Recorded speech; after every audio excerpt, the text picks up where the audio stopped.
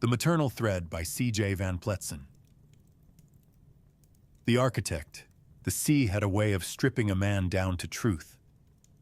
For 17 days, the Sirène Noire groaned through the swells, a ship of fugitives, wanderers, and the half-forgotten. Salt crusted the rigging, gulls wheeled overhead, and the boards creaked with every heave of the waves, as though the vessel carried not men, but ghosts across the water. Zuriel kept mostly to himself in those first days. He repaired ropes, hauled crates, and let the salt wind scour away the desert dust still clinging to his soul. He was a shadow among shadows, but shadows see everything. The crew was a strange lot, pieced together from broken worlds. Papa Simao, the Angolan cook, who spoke only in proverbs, each phrase sharp as scripture, as if he had memorized a Bible no priest had ever read. Elisheva, a Jewish Spanish nurse fleeing conscription, her hands forever stained with herbs and blood, healing wounds but carrying her own in silence. Tiro, a South African boxer turned deckhand, fists like stone, quick to strike but quicker to laugh, carrying the bruises of both. Amar Mokhtar, the Algerian porter, whose hands lifted cargo but whose eyes measured constellations.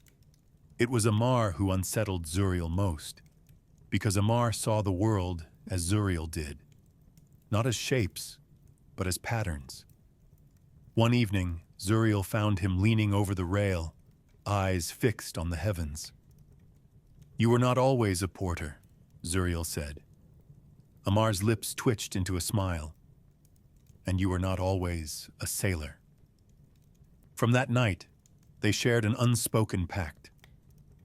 Amar spoke of mathematics not as cold numbers, but as the language of the Creator himself, the harmony of tides, the rhythm of stars, the way civilizations rose or fell depending on whether they understood the patterns written above them. Zuriel listened, and in return, he spoke of divine power, of the hand of God in history, of bloodlines that had been placed upon the earth to shepherd humanity away from ruin. The vision. It happened when the moon hung low, neither full nor broken, but swollen with a strange heaviness, silver bleeding into the black water like the vein of a wound. The ship moved scarcely at all, as if the sea itself held its breath. And Zuriel leaned against the railing with Amar beside him, their shoulders nearly touching, yet their silences worlds apart. The air was salt and metal, the hush of a vast cathedral. Every rope hummed with stillness. Every timber seemed to lean forward as though listening. He had not closed his eyes, had not surrendered to sleep, but the world shifted regardless. Time itself bent.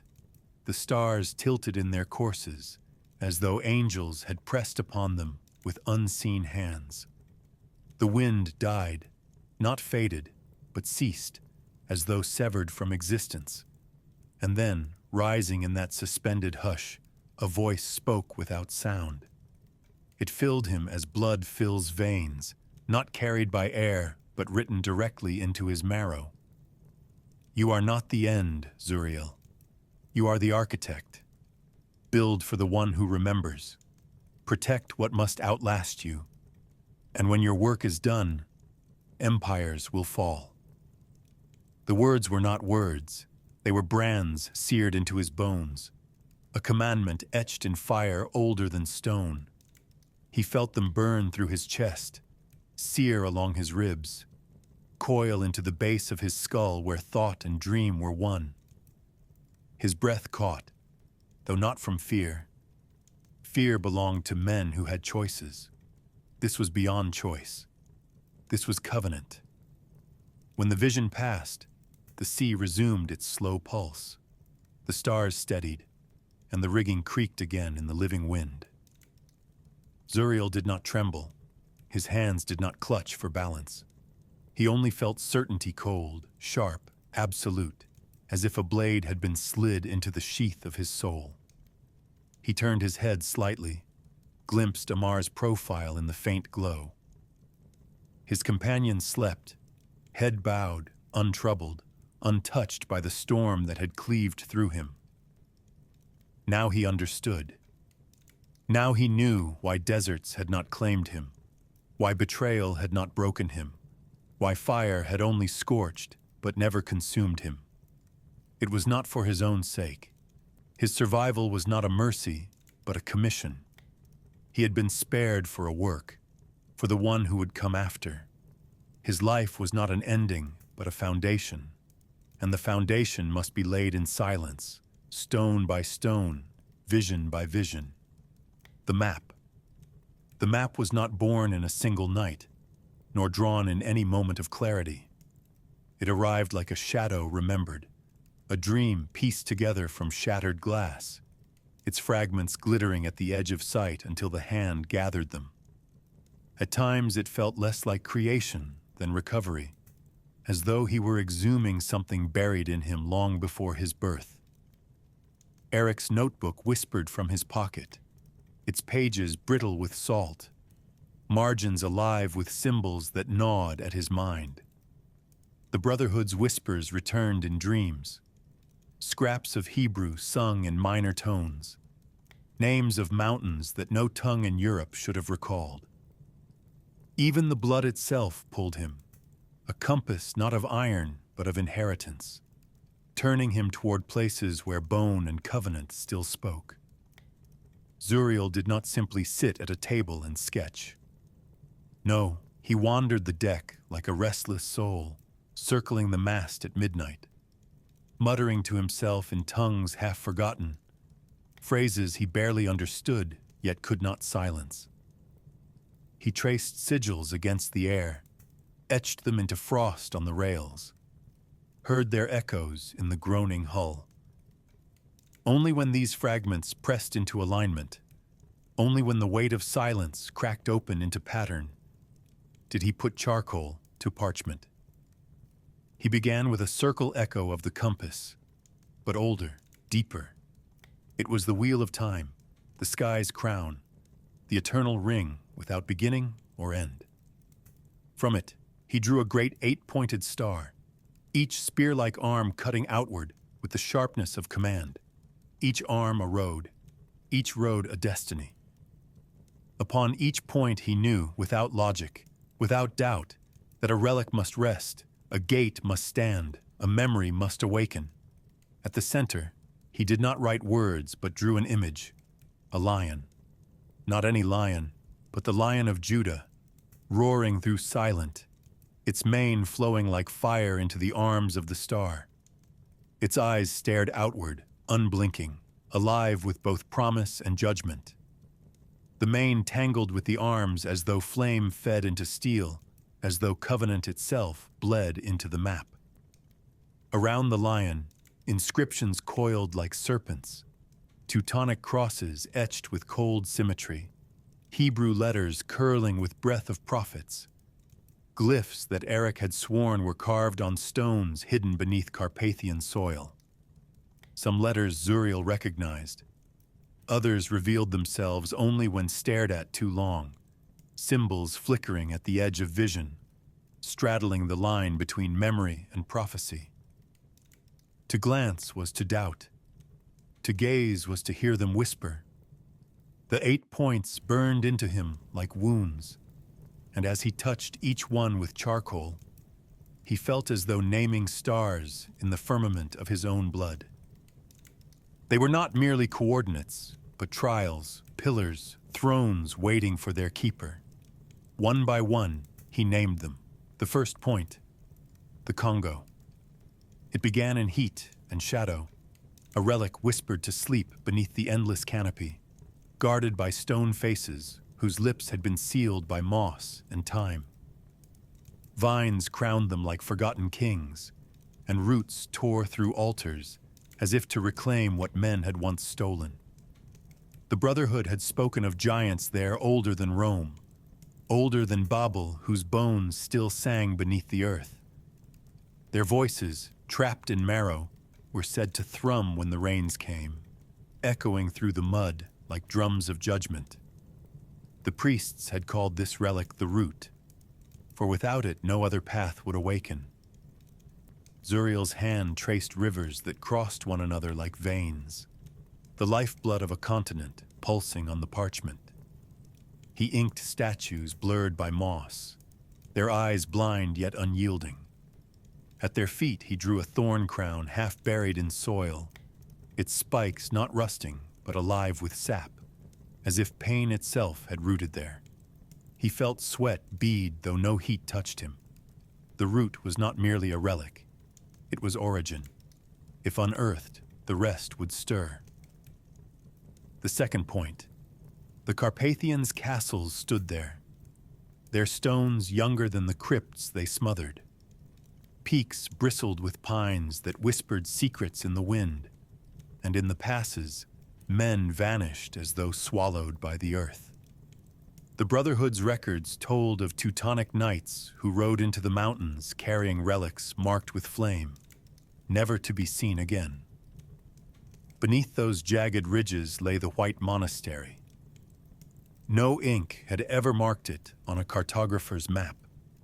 A ruin where torches burned, though no pilgrim kept them, where snow never gathered, though ice ruled all else. It was said to guard a chalice, not for wine, but for blood, a vessel that drank even as it poured.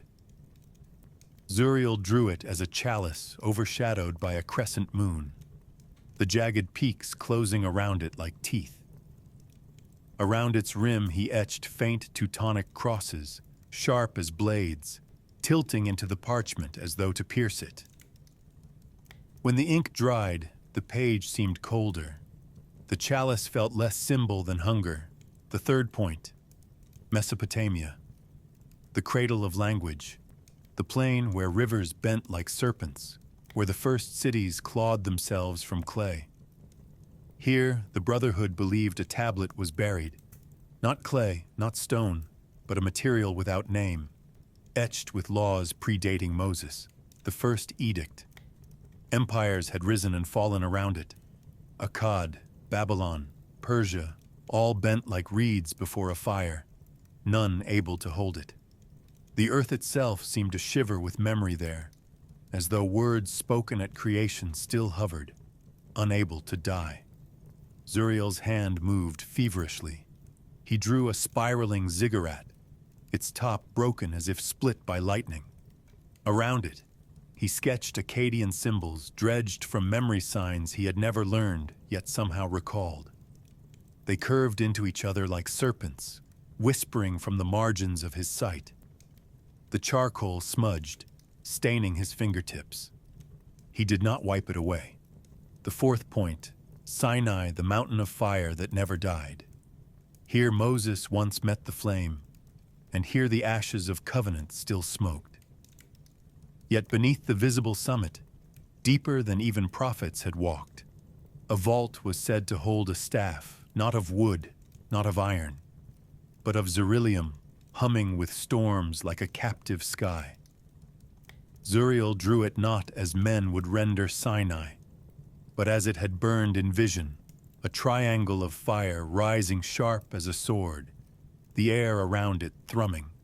At its base he inked a staff entwined with serpents, their coils alive with movement, though the parchment lay still. Above it he set 12 stars, one for each tribe, blazing like a crown. As the staff darkened beneath his hand, he swore he heard the faint hiss of wind, though the cabin windows were shut tight. The fifth point, the Pyrenees. A mountain chain between kingdoms, yet more than border. Chapels clung to cliffs like barnacles, carved into rock with trembling hands. Here, the Brotherhood spoke of a relic called the crown without voice. Not gold, not jeweled, but silence woven into form. To wear it was to be mute, lips sealed, yet the earth itself trembled beneath its silence. Kings had sought it not for glory, but for control, a dominion that spoke without speech. Zuriel inked arches cut into the cliff face, chapels vanishing into the stone as though swallowed whole. Above them he etched a crown not ornament but burden, bent and heavy, each thorn dragging downward. Around it he traced faint Teutonic marks, circling like a chain. He felt the silence press against his ears as he worked, as though sound itself had recoiled from the page. The 6th point, Greenland's north. A place of ice where no man lingered long. Yet Eric's voice returned to him there. Ice remembers. Beneath the glaciers, half swallowed by shifting walls of frost, lay watchtowers sentinels raised by hands that predated Rome. No flame had blackened their stones. No plunderer had broken their gates. From one such tower, the notes claimed, a straight line could be drawn south. Follow it, and one would reach the edge of the world. Zuriel inked jagged spires of ice, stark and merciless. At their heart he drew a fortress, glowing faintly as though lit from within, and from it he extended a long line descending straight into the unknown, unbroken. The ink bled as if alive, spreading down the parchment in a narrow streak. He did not try to stop it.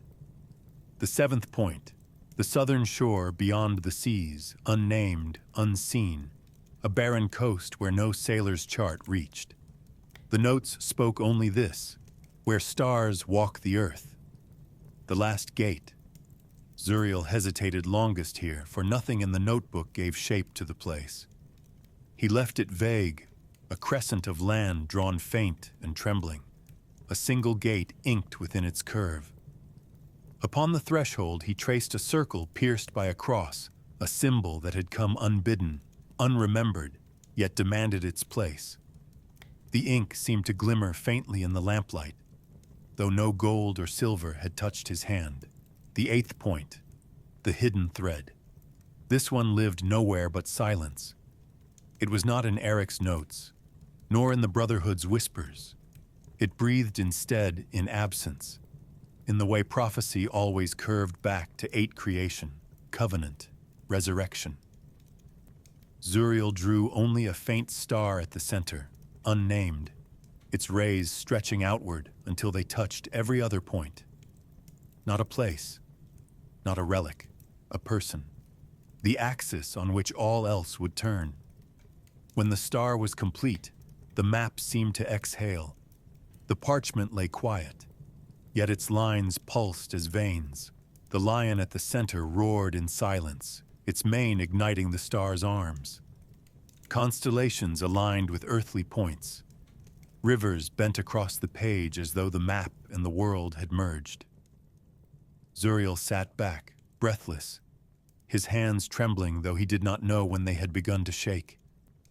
The ink glowed faintly, alive even in lamplight, and he realized with the certainty of revelation, the map was not a guide. It was prophecy, not only where he must go, but who he must become. The vow. That night, he carried the map to the deck, as if it were scripture. The sea lay below him like black glass, unbroken, reflecting a heaven molten with stars. The air was sharp with salt, the kind that burned the lungs clean. He lifted the parchment against the sky. The inked constellations aligned faintly, impossibly, with the burning stars above, as though what his hand had traced was no invention but remembrance. For a moment, the map itself seemed alive, its lion breathing fire through the mane, its star pulsing as though tethered to the firmament. Zuriel pressed his palm against the lion's mane. The parchment was cold, yet his skin burned where it touched. His voice came low, nearly swallowed by the sea wind, yet steady as stone. "Then let it be," he said. "I will build. I will lay the stones. I will prepare the gates. And when the one who remembers comes, he will find not sand, but a path." No priest bore witness. No altar framed the vow. He spoke it to the sea, to the sky, to the silence that had claimed him since childhood. and the silence answered not with thunder, but with endurance. The vow was sealed. Cape Town. On the 17th day, the horizon cracked with gold. Dawn split the sea in molten shards, and Cape Town rose from it like a fortress born of earth and cloud.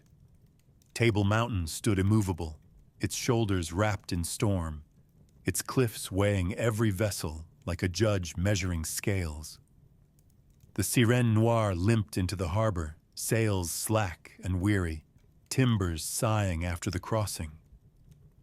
Yet beneath the creak of wood and the call of gulls, the city's breath reached them rank with empire, spice and sweat, tar and chains, markets alive with tongues from 10 kingdoms, merchants fat with plunder, soldiers pacing beneath banners not their own.